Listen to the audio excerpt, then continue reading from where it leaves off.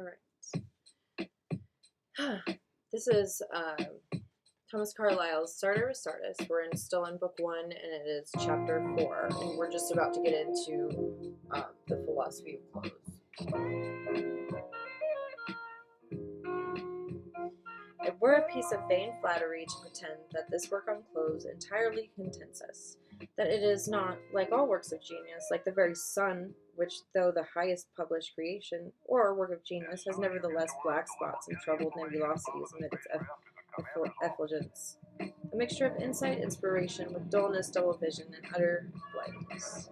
Without committing ourselves to those enthusiastic praises and prophesyings of Resartus Angier, we admitted that the book had in a high degree excited us to self-activity, which is the best effect of any book, that it had even operated changes in our way of thought, nay, that it promised to prove, as it were, the opening of a new mine-shaft, wherein the whole world of speculation might henceforth dig to unknown depths.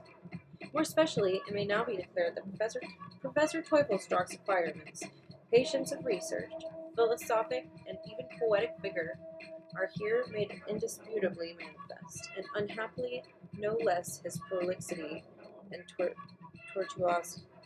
tortuosity and manifold ineptitude, that on the whole, as an opening new mine shafts, is not unreasonable.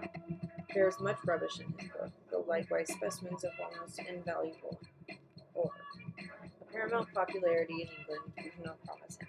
Apart from the choice of such a topic as clothes, too often the manner of treating it betokens the author a rusticity and academic seclusion, unblameable, indeed, inevitable in a German, but fatal to his success with our public. I'm going to turn this music off too, sorry. Oh, shoot.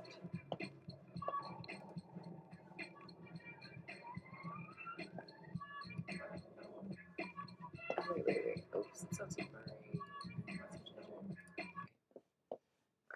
We'll go this, and then back to... Okay.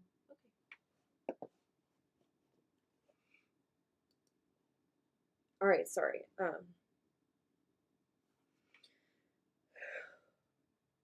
Of good society, Teufelsdrock appears to have seen little, or has mostly forgotten what he saw. He speaks out with strange plainness, calls many things by their mere dictionary names. To him the upholsterer is no pontiff, neither is any drawing-room a temple, were it never so begilt and overhung, a whole immensity of Brussels carpets and pier glasses and ornolu, as he himself expresses it, cannot hide from me that such drawing-room is simply a section of infinite space where so many God-created souls do for their time meet together. To Teufelsdrock, the highest duchess is respectable, is venerable, but no wise for her pearl bracelets and maline laces. In his eyes, the star of a lord is little and less little more than the broad button of Birmingham spelter in a clown's smock. Each is an implement, he says, in its kind, a tag for hooking together, and for the rest, was dug from the earth and hammered on the stithy before his fingers. Thus does the professor look in men's faces with a strange impartiality, a strange scientific freedom, like a man unversed in the higher circles, like a man dropped thither from the moon.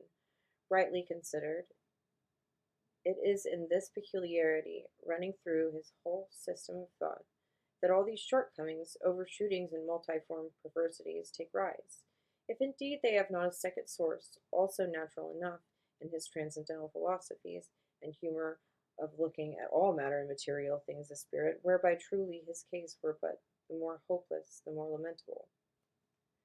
To the thinkers of this nation, however, of which class it is firmly believed there are individuals yet extant, we can safely recommend the work, nay, who knows but among the fashionable ranks too, if it be true, as Teufelsdrock maintains, that within most starched and cravat there passes a windpipe and waistend, and under the thickliest embroidered waistcoat beats a heart. The force of that rapt earnestness may be felt, and here and there an arrow of the soul peers through. In our wild seer, shaggy, unkempt, like a Baptist living on locusts and wild honey, there is an untutored energy, a silent, as it were unconscious, strength, which except in the higher walks of literature must be rare. Many a deep glance, and often with unspeakable precision, has cast into mysterious nature and the still more mysterious life of man. Wonderful it is with what cutting words, now and then, he severs asunder the confusion, shears down, were it furlongs deep, into the true center of the matter, and there not only hits the nail on the head, but with crushing force smites it home and buries it. On the other hand, let us be free to admit he is the most unequal writer breathing. Often after such feat, he will play truant for long pages, and go dawdling and dreaming and mumbling and muttering in the merest of commonplaces, as if he were asleep with eyes open, which indeed he is. Of boundless learning, and how all reading and literature in most known tongues, from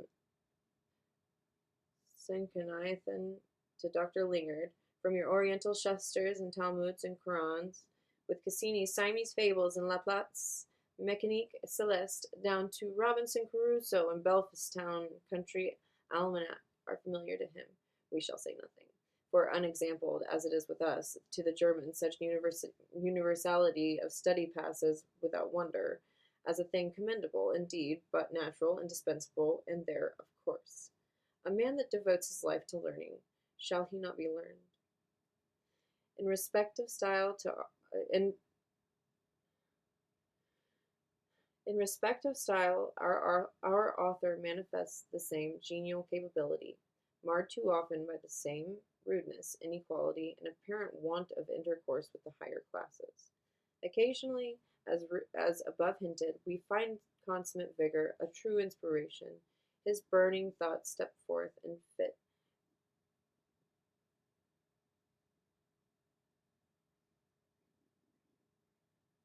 His burning thoughts step forth in fit burning words like so many full-formed Minervas, issuing amid flame and splendor from Jove's head. A rich idiomatic diction, picturesque allusions, fiery poetic emphasis, or quaint tricksy turns, all the graces and terrors of a wild imagination, wedded to the clearest intellect, alternate in beautiful vicissitude. Were it not that sheer sleeping and soporific passages, circumlocutions, repetitions, touches even of pure doting jargon, so often intervene? On the whole, Professor Teufelsdrockh is not a cultivated writer. Of his sentences, perhaps, not more than 9/10 stand straight on their legs. The remainder are in quite angular attitudes, buttressed up by props of parentheses and dashes, and ever with this or other tagrag hanging from them. A few even sprawl out helplessly on all sides, quite broken-backed and dismembered. Nevertheless, in almost his very worst moods, there lies in him a singular attraction. A wild tone pervades the whole utterance of the man, like its keynote and regulator, now screwing itself aloft as into the whole utterance, as now screwing itself aloft as into the song of spirits, or else the shrill mockery of fiends, now sinking in cadences, not without melodious heartiness, though sometimes abrupt enough, into the common pitch when we hear it only as a monotonous hum, of which hum the true character is extremely difficult to fix. Up to this hour we have never fully satisfied ourselves whether it is a tone and hum of real humor, which we reckon among the very highest qualities of genius, or some echo of mere insanity and inanity, which doubtless ranks below the very lowest. Under a like difficulty, in spite even of our personal intercourse, do we still lie with regard to the professor's moral feeling. Gleams of an ethereal love burst forth from him, soft wailings of infinite pity. He could clasp the whole universe in his bosom and keep it warm. It seems as if under that rude exterior there dwelt a very seraph. Then again, he is so sly and still, so imperturbably saturnine, shows such indifference, malign coolness towards all that men strive after, and ever with some half-visible wrinkle of bitter sardonic humor, if indeed it be not mere stolid callousness, that you look on him almost with a shudder, as on some incarnate Mephistopheles, to whom this great terrestrial and celestial round, after all, were but some huge foolish whirligig, where kings and beggars and angels and demons and stars and street sweepings were chaotically whirled, and in which only children could take interest. His look, as we mentioned, is probably the gravest I have ever seen. Yet it is not of that cast iron gravity frequent enough among our own chancery suitors, but rather the gravity as of some silent, high-encircled mountain pool, perhaps the crater of an extinct volcano, into whose black deeps you fear to gaze.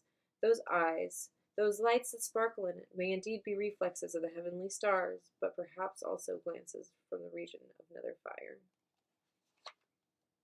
Certainly a most involved, self-secluded, altogether enigmatic nature, this of Teufelsdrockh. Here, however, we gladly recall to mind once we saw him laugh. Only once, perhaps it was the first and last time in his life, but then such a peal of laughter enough to have awakened the seven sleepers. It was of Jean Paul's doing, some single billow in the vast world maelstrom of humor, with its heaven-kissing coruscations, which is now, alas, all congealed in the frost of death.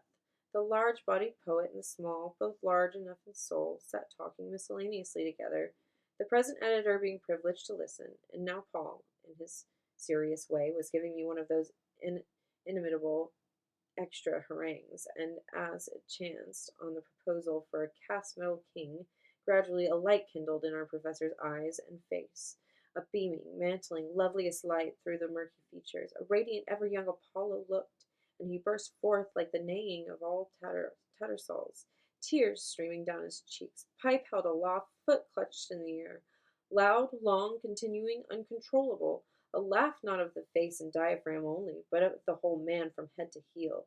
The present editor, who composed himself and sank into his old stillness, on his inscrutable countenance there was, if anything, a slight look of shame, and Richter himself could not rouse him again.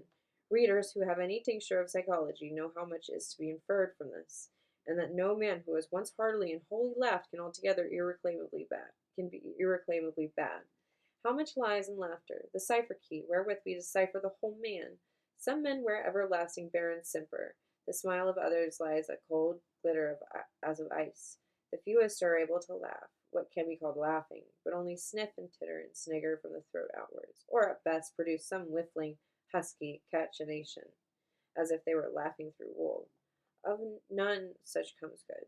The man who cannot laugh is not only fit for treason, stratagems, and spoils, but his whole life is already a treason and stratagem. Consider as an author, Herr Teufelsdrockh has one scarcely pardonable fault, doubtless his worst, an almost total want of arrangement. That in this remarkable volume, it is true, his adherence to the mere course of time produces through narrative portions a certain show of outward method, but of true logical method and sequence there is too little. Apart from its multifarious sections and subdivisions, the work naturally falls into two parts, a historical descriptive and a philosophical speculative, but falls, unhappily, by no firm line of demarcation. In that labyrinthic combination, each part overlaps and indents and indeed runs quite through the other.